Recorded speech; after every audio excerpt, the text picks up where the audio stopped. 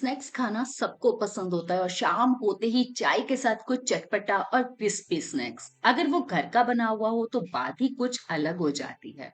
तो ऐसा क्रिस्पी हो जो कि हेल्दी भी हो, टेस्टी भी हो और झटपट से बन भी जाए। तो आज तैयार करेंगे हम ये सोया बॉल्स। इसके लिए मैंने यहाँ पर 1 कप सोया लिया और इसके लिए पानी गर्म करने रख दिया है और नमक डाला है उसमें थोड़ा सा और ये सोया डालिए। सोया डालने के बाद हम इसे 5 मिनट तक बॉईल करेंगे जब तक ये थोड़ा सा सॉफ्ट नहीं हो जाती है। तो बस इसको छोड़ देते हैं हम 5 मिनट के लिए क्योंकि उबाल भी आ चुका है और फूल भी गई है। थोड़ा सा चेक करेंगे इसको हम। तो ये सॉफ्ट हो गई है। बस इस गैस का फ्लेम बंद करके इसको हम एक छलनी में डाल लेंगे। छलनी में डालेंगे और अब इसको ठंडा होने के लिए रख देंगे। ठंडी हो जाएंगी उसके बाद ही हम इसका आगे का प्रोसेस करेंगे। इतने में हम यहाँ पर आगे की कुछ तैयारी करते हैं। मैंने यहाँ पर ली है गाजर। कुछ वेजिटेबल्स चॉप कर लेते हैं। जैसे गाजर लिया मैंने, आधी गाजर ही लिया, बहुत ज्यादा वेजिटेबल यूज नहीं कर रही हूँ। तो गाजर को काट के डाल रहे हैं। अब यहाँ पर शिमला मिर्च काफी बड़ी थी तो वो भी मैंने आधी ली है। इसको भी काट कर हम चॉपर में डालेंगे। आप अपनी पसंद की कोई और सब्जी जैसे पत्ता गोभी वगैरह चाहे तो ऐड कर सकते हैं। अब 2 हरी मिर्ची मैंने काट कर ली है, थोड़ा सा हरा धनिया और बस ये सभी चीजें चॉप कर लें। तो ये फाइन चॉप होनी चाहिए। इसका टेस्ट बहुत अच्छा आता है और क्रंच भी बहुत अच्छा रहता है। ये वाला जो स्नैक्स है आप 10-15 दिन स्टोर भी कर सकते हैं। तो यहाँ सब्जियां चॉप हो चुकी है, इसे रख देते हैं अब हम साइड में। तो यहाँ पर मैंने लिया है एक बड़े साइज का उबला हुआ आलू। आलू ना उबालने के बाद ठंडा कर लेना है, उसके बाद ही हमें इसको छीलना है। अब आलू को हमें मैश करना है, तो हम इसे ग्रेट नहीं कर रहे हैं, इसको हम मैश करेंगे अच्छी तरह से। बिल्कुल भी कोई भी लम्स नहीं होना चाहिए इसमें।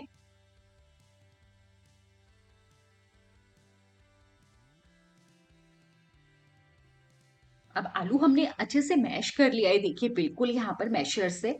अब जो सोया बॉल्स हमने रखी थी ना, सोया भी ठंडी हो चुकी है। तो बस उसका देखिए इस तरह से देखें, पानी इसका हमें निचोड़ कर पूरी तरह से निकाल देना है और ये हमें ग्राइंडर जार में डालकर इसको ग्राइंड कर लेना है। अगर आप यहाँ सोया चंक्स यूज कर रहे हैं इसकी जगह पर तो उसको भी बॉईल करना है और एक बार उसको भी ग्राइंड जरूर कीजिएगा, क्योंकि इसका जो टेस्ट है तभी अच्छा आएगा जब ये बिल्कुल एकदम फाइन चॉप हो जाएंगे। तो बस अब इसको हम ग्राइंड कर लेते हैं और ग्राइंड करने के बाद इसको भी हम आलू के साथ मिक्स कर लेंगे। साथ में डालेंगे चॉपिंग की हुई ये अपनी वेजिटेबल्स। अब इसमें डाल रही हूँ मैं प्याज। इसे मैंने, चाहे तो आप ग्राइंडर जार में जो हमने डाली थी उसी में चॉप कर सकते हैं। बाइंडिंग के लिए आधा कप लिया है यहाँ पर ब्रेड क्रम्ब, स्वाद अनुसार इसमें नमक ऐड कर लेंगे। अब डालेंगे चिली फ्लेक्स आधा चम्मच, 1/4 टीस्पून गरम मसाला, 1 चम्मच अमचूर पाउडर, थोड़ा सा भुने जीरे का पाउडर डालें। अब सभी चीजों को मिक्स कर लेना है। मिक्स करते हुए आपको बिल्कुल बाइंडिंग की तरह चेक करना है, बिल्कुल अच्छे से मैश करते हुए मिक्स करना है कि सारी चीजें एक साथ बाइंड हो जाए और हम इसकी बॉल्स बना सकें। तो अगर आप किटी पार्टी के लिए कोई स्नैक सोच रहे हैं तो आप ये भी ट्राई कर सकते हैं, बहुत अच्छा लगता है। आप देखिए बाइंडिंग अच्छे से आ गई है इसमें। तो हमें इसके लिए अंदर कोई कॉर्नफ्लावर या कोई मैदा वगैरह यूज नहीं करनी है। अब इसकी हमें इस तरह से छोटी छोटी सी बॉल्स बना लेनी है। तो जैसे लड्डू बनाते हैं बस उसी तरीके से हम ये छोटे छोटे से बॉल्स बना लेंगे। ये बच्चों को भी बहुत पसंद आता है और बहुत टेस्टी भी लगता है, एकदम बहुत क्रंची होता है। तो बस सभी मिक्सचर से बस इसी तरह से सारी बॉल्स तैयार कर लेंगे।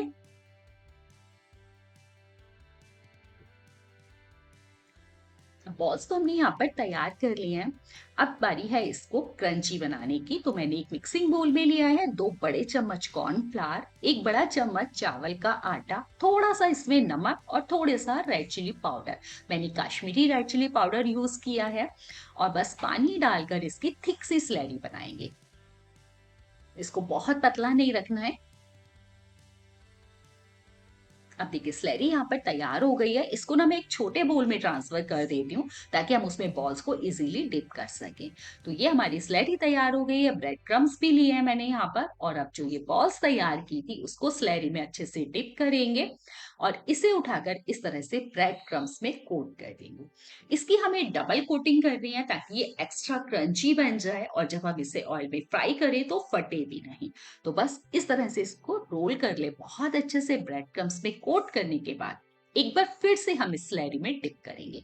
तो इस समय पर फटाफट से इसे निकाल लें। बस एक बार डालने के बाद दोबारा से इसे ब्रेड क्रम्स में कोट कर लें।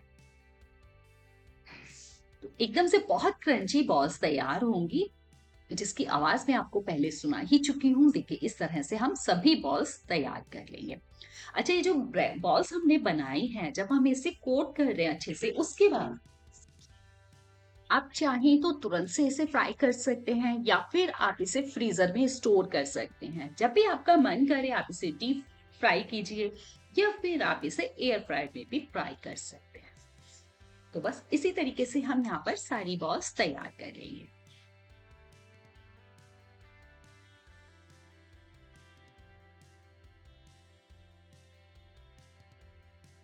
अब देखिए यहाँ पर ये सभी बॉल्स तैयार कर लिए हैं और 1 घंटे के लिए मैं इसे फ्रीजर में रख रही हूँ ताकि ये सेट हो जाए। आप चाहें तो इसे 10 दिन भी स्टोर कर सकते हैं फ्रीजर में। फ्रीजर में रखने के बाद एक सॉस तैयार करते हैं। टमाटो केचप में मैं यहाँ पर मिक्स कर रही हूँ थोड़ी सी मेयोनीज। तो थोड़ी सी यहाँ पर इसमें चिली फ्लेक्स भी ऐड करूंगी, आधा चम्मच। इससे बहुत अच्छा टेस्ट आएगा। इस सॉस के साथ ना इसका टेस्ट बढ़ जाता है। इसे जरूर बनाइएगा क्योंकि इससे बहुत टेस्टी लगती हैं अपनी बॉल्स। यहाँ पर ऑयल को मैंने बहुत तेज गरम कर लिया। अच्छा, तेज गरम होना चाहिए क्योंकि फ्रीजर से निकालने के बाद डायरेक्ट बस हम इसे डीप फ्राई कर लेते हैं और थोड़ी देर इसे टच नहीं करेंगे और इसे ऐसे ही छोड़ देंगे। अब थोड़ी देर के बाद हम इसे देखिए पलट रहे हैं। एकदम से क्रिस्पी बॉल्स बिल्कुल रसगुल्ले जैसी लग रही हैं। तो ये रसगुल्ले नहीं है लेकिन बहुत ही क्रिस्पी टेस्टी सा स्नैक्स है जो शाम के चाय के साथ ना एक मजेदार, बहुत टेस्टी बनता है। तो आप एक बार ट्राई कीजिएगा। मुझे कमेंट सेक्शन में लिखकर बताइए आपको कैसा लग रहा है। अब देखिए इसे बार बार पलटते हुए मैं इसे फ्राई कर रही हूँ और उसमें बहुत अच्छा सा गोल्डन कलर भी आ चुका है। तो बस अब हम इसे निकाल लेते हैं ऑयल से बाहर।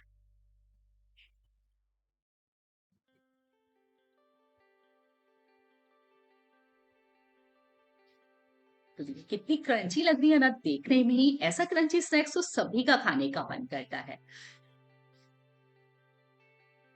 तो ये देखिए कितनी बढ़िया लग रही है। मैं इसको एक बार फिर से आपको क्रंच दिखा देती हूँ